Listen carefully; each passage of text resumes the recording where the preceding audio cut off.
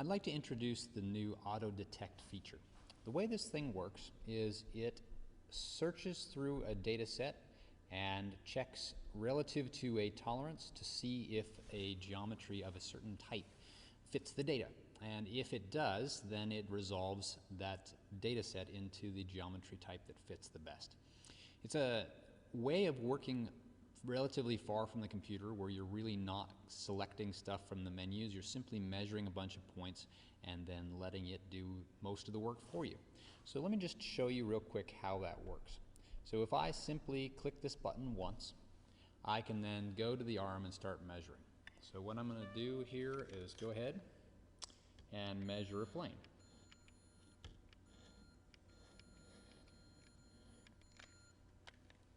And when I hit the next button on the arm, it will automatically go ahead and try and resolve that and figure out what it is.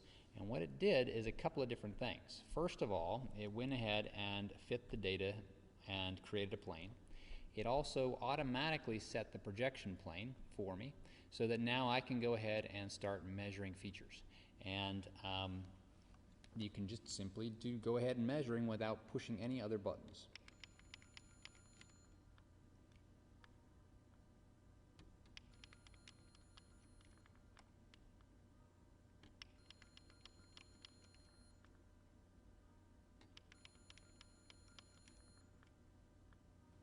All right, so there's a bolt hole pattern.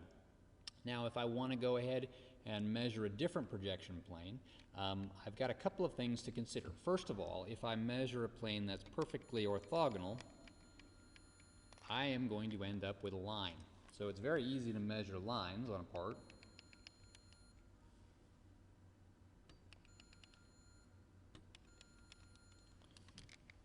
But that's because the faces are actually 90 degrees to the current projection plane. However, if a face is not 90 degrees, it will resolve that for me automatically. So for example, here's a plane, and it's automatically reset the projection plane so that I can now continue measuring and create another feature. So you can see that that makes it really easy to measure features on different planes. And the other thing you can do is always just simply turn off the projection plane. So if I turn that off, I can now resolve different types of geometry very easily. I can measure a sphere.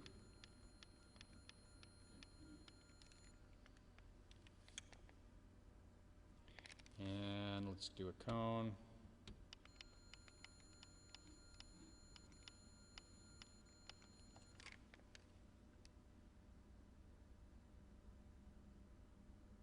And like I said, it actually works from simple to more complex, so the more complex features may take a little bit longer to resolve, but you can actually just continue on measuring and it'll figure it out as you go.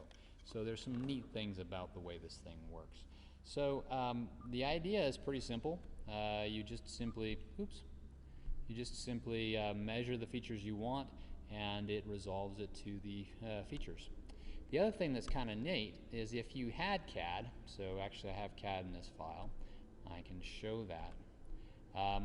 It's very easy to detect the nominals by proximity. That's you've probably already seen, which is detect CAD nominals by proximity, and it'll run through whatever you select and try and find a nominal within a proximity to that measured feature.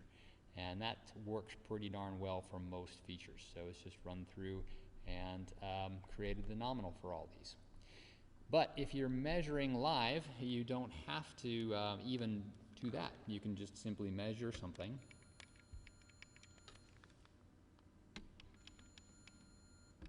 Like this cylinder. And part of the auto detect is to actually detect the, whoops,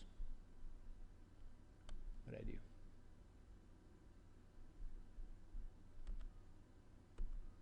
Well, I pushed the button too fast.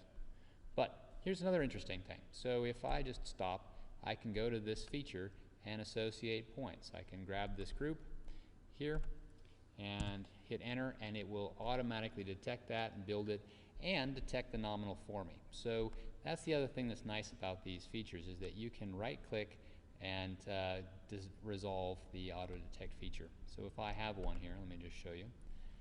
You can auto-resolve to a specific geometry, like auto is what it does, but you can also pick a geometry, and you can also verify the configuration that's saved with that particular feature. So again, you can turn off this auto projection plane and you can adjust the tolerances.